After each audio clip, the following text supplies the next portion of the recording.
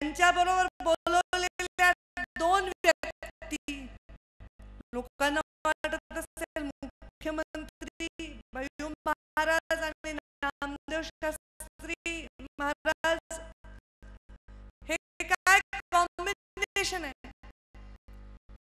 तर या मंचावर हे दोन व्यक्ती माझ्या आयुष्यामध्ये जेव्हा मी कोसळत होते तेव्हा मला आधार देण्याचा पहिला हात ज्यांनी दिला.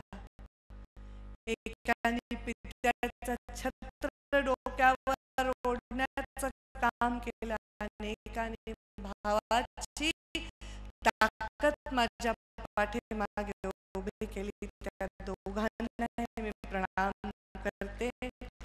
आदरणीय भय्यू महाराज आणि आदरणीय नामदेव शास्त्री महाराज यांना मनापासून मी प्रणाम करते. तुम्ही आलात आणि मुंडे साहेबांविषयी तुमच्यासारख्या संतांच्या तोंडून जे उद्गार निघाले तो आशीर्वाद या गोपीनाथ गडाला लाभल्याशिवाय याचं वैभव वाढल्याशिवाय राहणार नाही. आज भय्यू महाराज झाले. भय्यू महाराजांनी एवढा मोठा कार्यक्रम मुंडे साहेबांच्या पुण्यस्मरणाच्या निमित्ताने केला. त्यांनी परळी तालुक्यात 100 शेततळ्याची निर्मिती करण्याचा निर्णय घेतलेला आहे स्वतः. त्यांनी 1000 लिटर पाण्याच्या 100 टाक्या मुंडे साहेबांसाठी वाटप करण्याचा निर्णय घेतला. इथे सगळं मागे लावून ठेवलेलं आहे.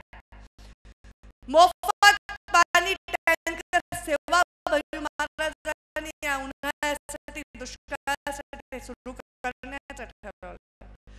5000 शेतकऱ्यांना मोफत बियाणं वाटप करण्याची ही योजना ते राबवणार आहे.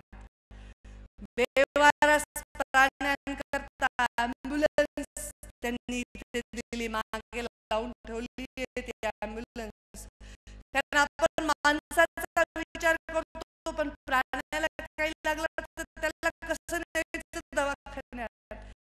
ती ॲम्ब्युलन्स प्राण्यातही जीव बघण्याचा एक दृष्टिकोन त्यांनी इथे मांडलाय. आणि सर्वात महत्त्वाचं म्हणजे या भागातल्या शेतकऱ्यांना फिरती माती आणि पाण्याची लॅब, सॉइल टेस्टिंग लॅब इथे त्यांनी दिलेली आहे.